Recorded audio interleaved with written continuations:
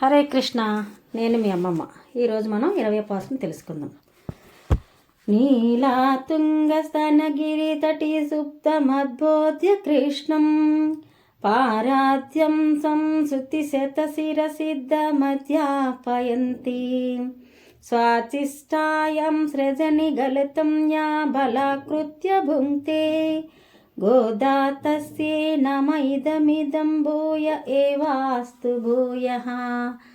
அன்னவயல் புதுவை ஆண்டாள் அரங்கருக்கு பண்ணு திருப்பாவை பல்பதியம் இன்னிசையால் பாடி கொடுத்தாள் நப்பா மாலை பூமாலை சூடு கொடுத்தாளை சொல் சூடி கொடுத்தா சுடிக்கொடி தொல்பாவை பாடியரில் வல்வ பல்வயலாம் நாடி நீ வேங்கடவர்க்கண்ணே விதியன்மா விமாத்தும் நாங்கடவா வண்ணமே நலுக்கு ஆண்டாள் తిరువడిగలే శరణం. జయ శ్రీమన్నారాయణ. 20వ పాసురం పాడుకుందాం.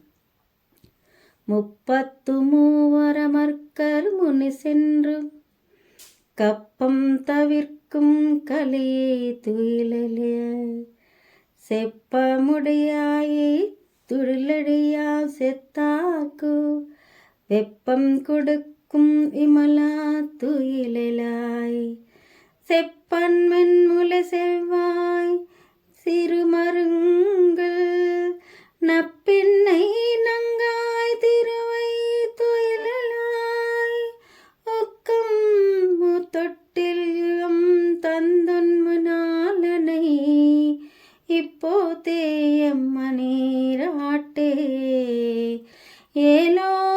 ஏலோரெம்மாவை ఆండాళ్ తిరువడిగలే శరణం. జయ శ్రీమన్నారాయణ. ఈనాడు గోపికలు నీలాదేవి తలుపులు తెరవగా ఆమెతో కలిసి స్వామి పానుపు దగ్గర చేరి, స్వామి నీవు ముందు ఎందరితోనో రక్షించావు కదా, ఈనాడు మమ్మల్ని రక్షించవని ఇంతకుముందు ఆయన ఆశ్రితులను రక్షించిన విధానాన్ని ఒకసారి ప్రశంసిస్తున్నారు. దేవతలు 33 కోట్లు అంటే అది సంఖ్య కాదు, 33 వర్గములు. ఆ 33 వర్గముల దేవతలకు ఆపదలు కలిగినప్పుడు వారిని కాచావు కావా, వారికి అమరత్వం ప్రసాదించవు కావా, అమరత్వం ప్రసాదించిన అనర్థాలు వస్తే వాటిని తొలగించవు కావా, ఆ తొలగించడమే కాదు వారికి ముందు నిలిచి వారికి వచ్చే ఆపదలు నీవే భరించి వారి యొక్క భయాన్ని తొలగించావు కదా. అట్లాంటి మా స్వామివే. స్వామి, నిద్రలేచి మాకు కలిగిన భయాన్ని కూడా తొలగించవా. మేమేమి నిన్ను కొండమోయమన్నావా, పొట్టివాడం అమ్మన్నావా, యాచించమన్నావా అంటే ఇక్కడ కూడా వామన రూపాన్ని తలుచుకుంటున్నారు. మాకేమీ అక్కర్లేదు, మేము కేవలం అబలలం. మాకు కావలసింది నీ దర్శనమే. మమ్మల్ని అనుగ్రహించు స్వామి, నీ దర్శనాన్ని మాకు ప్రసాదించు. దానికి విరోధులైన మా అజ్ఞానాన్ని, అహంకారాన్ని తొలగించు. నీవు ఆర్జవం కలవాడు, బలము కలవాడు. నీ ఆర్జవమే లోకానికి రక్ష. ఆర్జవం అనగా మనస్సు. మాట చేత ఏకరూపంగా ఉంటుంది. మాట అని మర్చిపోయేవాడు కాదు కదా. రామోద్వి రాభాషితే అన్నవాడవు కదా నీవు. సకృదేవ, ఒక్కసారి నీ వాడనంటే చాలు రక్షిస్తానన్నవాడు కదా నీవు. స్వామి, మమ్మల్ని రక్షించు. నీకు బలము లేదా? ఉన్నది. 14,000 మంది రాక్షసులు ఒక్కడో చంపినవాడు.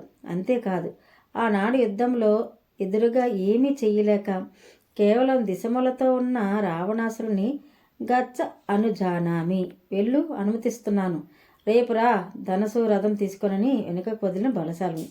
అంతేకాదు, సెత్తార్కు శత్రువులకు వెప్పం కొడుక్కుం, భయము కలిగించేవాడివి. నీ పేరు చెబితేనే భయము శత్రువులకు. ఆనాడు మారీచుడు తాను నిన్ను ఎప్పుడో చూసి నీ చేత దెబ్బతిని రా అనే అక్షరం మొదట గల పేరు వింటేనే గజగజ వణికేవాడు కదా. అట్లాంటి బలశాలివే, పరాక్రమశాలివే, ఆశ్రిత రక్షకుడివే. మమ్ము రక్షించవా విమలా. ఎవరు మమ్ము రక్షించేది?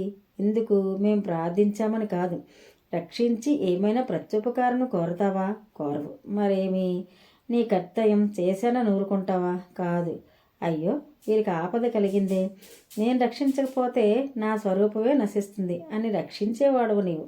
కాబట్టి ప్రార్థన కానీ, ప్రత్యుపకారం కానీ, కృతజ్ఞత కానీ కోరకుండా ఉపకరించేటటువంటి నిర్మలమైన స్వభావం కలవాడు కదా.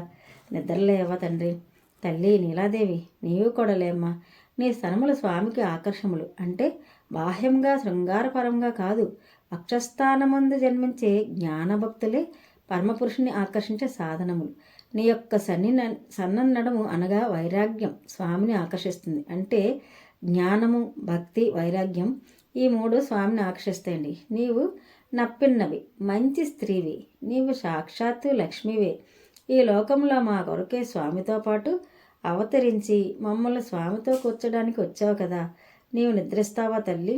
ఎప్పుడైనా చేర్చేవాళ్ళు నిద్రిస్తారా? తల్లి నిద్రిస్తుంది, తండ్రి నిద్రించినా లేపి రక్షింప చేస్తుంది కదా. ఈమెనే శ్రీ అన్నారు. శ్రీ అంటే జీవుల చేత ఆశ్రయింపబడేది, స్వామిని సంతతం ఆశ్రయించి ఉండేది, మన మొరలను వినేది, స్వామికి వినిపించేది, మనలో ఉండే దోషాలను తొలగించేది, మనలో గుణములను పోషించేది. అట్టి శ్రీవి నీవు. ఇట్టి నీవే నిద్రించడం తగదమ్మా. లేవమ్మా, లేచి ఈనాడు మాకు వ్రతమునకు కావలసినవి ఒక అద్దము, ఇసునికర్ర ఇచ్చి మమ్మల్ని నీ స్వామితో స్నానం చేయించమ్మా. స్నానం కోరి వచ్చామంటున్నారు. ఆమె భర్తతో స్నానం చేయించమని ఆమెనే కోరుట తగునండి. తగును.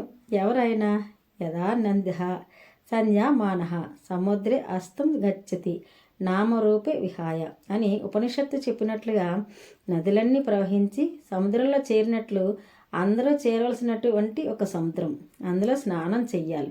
స్నానం చేసి ఏమవుతాం? నదులన్నీ ఎట్లా నామరూపం లేకుండా అనగే తమ పేరు కానీ, రంగు కానీ, రుచి కానీ తొలగి తాము సముద్రంతో ఏకరూపం అవుతున్నాయో, ఒకే గుణం కలవి అవుతున్నాయో అట్లా మనం భగవానుతో చేరాలి. భగవానుతో వేరైన రూపం కానీ, నామం కానీ లేకుండా భగవానుతో సమానమైన ధర్మములను పొందాలి. అదే స్నానము. అట్టి స్నానమును నీవే ఆడించాలమ్మా. స్నానమైన తర్వాత మాకు ఒక అద్దం కావాలి, విసనకర్ర కావాలి. ఏమి అద్దం? మనం ఒక్కసారి ముఖం ఎట్లా ఉన్నదో చూసుకున్నందుకు, అదే మన ఆత్మస్వరూపాన్ని చూసుకున్నందుకు ఉపయోగించేటటువంటి మంత్రం. మంత్రం తెలిస్తే మన స్వరూపం మనకు అవగతమవుతుంది. భగవాను కొరకు వినియోగింపదగినది భగవంతుని ఆధీనంలో ప్రవర్తించేదని. నేనంటే ఎవరు? శరీరం కాదు, నేనంటే భగవానుకు చెందిన వాడను. ఈ జ్ఞానం నాకు కలగాలి. ఒక్కసారి అద్దం ఇవ్వమ్మా, ఒక్కసారి ఇసునకర్ర కూడా ఇవ్వమ్మా. ఏమిటి ఇసునకర్ర? ఇదే నా మహా అనే శబ్దం. ఒంటికి పట్టిన చెమటలు తుడిచివేస్తుంది. మన లోపల అప్పుడప్పుడు ఆవిర్భవిస్తూ ఉంటాయి అహంకారం, మమకారం. శరీరమే నేననే భావం ఆవిర్భవిస్తే దాన్ని తొలగించేటటువంటి స్వామి నేను నీవాడను అనే భావాన్ని ప్రసాదించు. నా కొరకు నేను అనే భావం కలిగితే స్వామి నీ కొరకే నేననే భావాన్ని ప్రసాదించు. అట్లా విసనకర్రను, అద్దాన్ని మాకిచ్చి మా స్వరూపాన్ని దిద్దుబాటు చేసుకున్నందుకు తగిన అవకాశాన్ని కల్పించి మాకు స్వామితో కలిసి స్నానం చేసేటటువంటి భాగ్యాన్ని నీవే ప్రసాదించాలని ఈనాడు నీలాదేవిని, స్వామిని ఇద్దరిని కలిపి మేలుకొలుపుతున్నారు ఈ పాసురల్లో ఆండాల్ తల్లి వారి సమూహం. ఆండాల్ తిరువడిగలే శరణం అంటే ఇక్కడ ఏం చెప్తున్నారండి? ఆ నీలాదేవిని ఒక్క నిమిషం కూడా పంపించవా? నీ రూపానికి ఇది తగదు. అయినా అమ్మవారు ఏం నెచ్చుకోలేదట.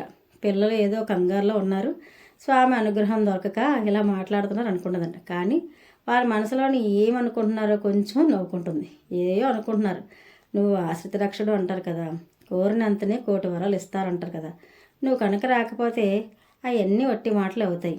అయ్యో, ఇంతకుముందు నీలాదేవిని నిష్ఠూరంగా మాట్లాడాం. ఈరోజు పాపం ఆవిడే మనకు సాయం చేస్తుందని అనుకుంటున్నారు. ఈరోజు ఈ పాస్ట్లో నుండి స్వామి అర్చవిగ్రహ రూపంలో దర్శనమిస్తారు. ఇలా వెలిసి ఆశీస్సులు ఇస్తున్నారు. అంటే ఇదంతా అమ్మవారి దయ్య. తల్లి ఆ స్వామి మమ్మల్ని కరుణించాలంటే నువ్వే దిక్కు తల్లి అని మొక్కుకుంటున్నారు. మన మొదటి 15 పాసురాల్లో గోదాదేవి ఇదే చెప్పడం జరిగింది. ముందు ప్రాణం పోశారు. నారాయణ నమక్కే పరే తరువాన్ అంటే నారాయణుడు ఎక్కడ ఉంటాడు? పరమపదంలో ఉంటాడు. ఆదిశేషుపై చిరునవ్వులతో మందహాసం చేస్తూ నిద్రిస్తుంటే లక్ష్మీ అమ్మవారు పాదసేవ చేస్తుంటారని చెప్పుకున్నాం కదా. కొద్దిగా పాదసేవ చేస్తూ కొద్దిగా ఆనందం లేకుండా ఉందట. అప్పుడు స్వామివారు అడుగుతున్నారట, నేను ఆనంద స్వరూపుని కదా, మరి నువ్వేమి ఇలాగున్నావు అంటే ఏహో అలాగా అమ్మవారు తడుముకుంటూ చెప్తున్నట, స్వామి జ్ఞాన విజ్ఞ అన్నీ ఉన్నవాళ్ళు మిమ్మల్ని పొందాలని ప్రతిపించేవాళ్ళు మాత్రమే. మరి ఈ పరమపదం రాగలుగుతారు కదా, మరి అవి చెయ్యాలని తెలియని వాళ్ళు వాళ్ళు అజ్ఞానంతో ఉన్నవాళ్ళు. అంటే ఈవిడ దృష్టిలో అందరూ బిడ్డలే. జ్ఞాన విద్య ఉన్నవాళ్ళు మన బిడ్డలు ఎలాగవుతారో అలాగే అజ్ఞానంతో ఉన్నవాళ్ళు, ఏమీ తెలియని వాళ్ళు కూడా మన బిడ్డలే కదా స్వామి. బిడ్డల కోసం మీరు ఈ జగత్పిత కదా, వాళ్ళ కోసం మీరు కొన్ని మెట్లు కిందికి దిగవచ్చు కదా అని స్వామివారిని మన కోసం వేడుకుంటున్నారట అమ్మవారు. అప్పుడు ఆవిడ అలా అడగగానే స్వామి అట ఆవిడ కోరిక మన్నించారట. అప్పుడు ఆయన క్షీరాబ్దికి కిందకి వస్తారట. వచ్చి అదే మనం చాతుర్మాస దీక్ష అని చెప్పుకుంటాం కదండి. అప్పుడు ఆయన ఆ కిందన సముద్రంలో పడుకొని ఉంటారు. అప్పుడు ఆ పరమపదంలో ఉన్న నారాయణని పరనారాయణ అంటారు. అందుకే మొదటి అన్ని పాత్రల్లో మన అమ్మవారిని నారాయణే నమకే పరే తరువాన్, మరి ఇక్కడ రెండో పాత్రల్లో పరమనడి పాడి అని కూడా చెప్పుకుంటున్నాం. అక్కడ పరమాత్మని యొక్క అడి అంటే పాదాలను కీర్తిద్దాం రండి అని. అలాగా ఆయన కిందికి వచ్చాక కూడా ఆనందంగా లేరట. మళ్ళీ స్వామివారిని అడుగుతున్నారట, నీ కోసం నీ బిడ్డల కోసం ఇంతవరకు వచ్చాం కదా, ఇంకా నువ్వు ఆనందంగా లేవంటే స్వామి వైకుంఠానికి రావాలంటే ఏం చేయాలి అంటే మోక్షం ఉండాలంటున్నారు. మోక్షం ఉండాలి మాత్రమే వైకుంఠానికి రాగలుగుతారు. మరి మిగతా వాళ్ళ పరిస్థితి ఏంటి స్వామి? ఈ మోక్షాన్ని పొందలేని వాళ్ళు, ఎలా పొందాలో తెలియని వాళ్ళు మన పిల్లలే కదా అని స్వామిని ఎంతో చక్కగా అడుగుతున్నారట. ఏదైనా చేయండి స్వామి అంటే అమ్మవారి కోరిక మీద ఈ భవ అంటే తానే దిగివచ్చి అనేక రూపాల్లో మనకి తెలుసు కదండి. మత్స్య కూర్మ వరాహ రామ నరసింహ భార్గవ ఇలా కృష్ణ కలికి అనేక అవతారాల్లో మనందరి దగ్గరికి వచ్చేసారు.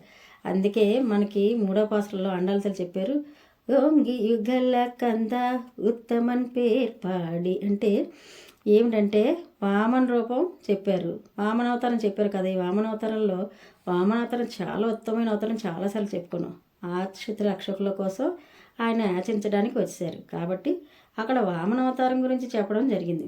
అయినా ఇక్కడ కూడా ఆనందంగా లేరట. మళ్ళీ అడిగారట స్వామి, ఎందుకు నువ్వు ఇలా ఉన్నావంటే ఏమిటి అంటే స్వామి, మీరు మత్స్యావతారాల సమయంలో ఆ సమయంలో ఉన్న వాళ్ళు మాత్రమే చూస్తారు, మరి రామావతారం సమయంలో ఆ సమయంలో ఉన్న మాత్రమే మనం చూడగలుగుతారు, మరి మిగతా అవతారాల సంగతి ఏంటి? వాళ్ళు కూడా మన బిడ్డలే కదా అంటే నేను అంతర్యామిగా ఉంటాను అంటే నేను అదే హాజానుభావుని అనే అణువుని కూడా ప్రతి చోట ప్రతి వస్తువుల్లో కూడా నేను ఉంటాను లక్ష్మి అని చెప్పగానే ఆవిడ ఎంతో ఆనందంగా, ఆహా అందుకేనా మిమ్మల్ని అందరూ అంతర్యామి అంటారు స్వామి, అయితే బిడ్డలకి ఈ అంతర్యామిలో కూడా మీరు దర్శనం ఇస్తారని చెప్పంటే ఆలిమలై కన్నా అన్న పాత్రల్లో ఆండాల్సలు చెప్తున్నారు. మొత్తం సృష్టిలో ఆయనే, మొత్తం సృష్టి అంతా ఆయనే ఉన్నారు. మెరుపులో ఎలా ఉన్నారో విష్ణుమూర్తి చేతిలో సుదర్శన చక్రంలో ఉరుములో ఉన్నారు, ఆయన కుడి చేతిలో శంఖంలో వర్షంలో మేఘాలు అన్నిటిలో కూడా ఆయన ఇలా ప్రకృతిలో ప్రతి చోట్ల కూడా ఉన్నారని చెబుతూ ఈ తిరుప్పావి 4వ పాత్రలో కూడా చెప్పబడింది. అంటే మళ్ళీ ఈ విభవ ఎన్ని అవతారాలు దాల్చిన లక్ష్మీదేవి మళ్ళీ అన్నారట స్వామి, ప్రహ్లాదుడు ధ్రువుడు మీరు ఎక్కడున్నారు అక్కడ ఉన్నారని తెలుసుకోగలిగారు, అందరూ సర్వత్రా జ్ఞానం మెరుగు ఉండరు కదా, మరి వాళ్ళు ఎలాగ స్వామి అంటే అచ్చారూపంలో వెలిశాను అంటే నేను వాళ్ళ కోసమే అచ్చారూపంలో వచ్చాను, ఈ కలియుగంలో మాయనే మన్ను పడదనే అంటే స్వామి యొక్క అచ్చామూర్తి స్వామి మధురలో వెలిశారని అర్థం. ప్రతి ఒక్కరు కూడా దర్శించే విధంగా ఈ మాసంతో నిన్న శరీరంతో ప్రతి ఒక్కరు దర్శించే విధంగా ప్రతి ఒక్కరు చూసే విధంగా భాగ్యాన్ని కల్పించారు. 108 దివ్య దేశాల్లో స్వామివారు అవతరించారు. ఇందులో 106 దివ్య దేశాల్లో మాత్రం మనం చూడగలుగుతాం. మిగతా 2 మన కంటికి కనిపించవు. అవే పరమపదం క్షీరాబ్ది వైకుంఠం.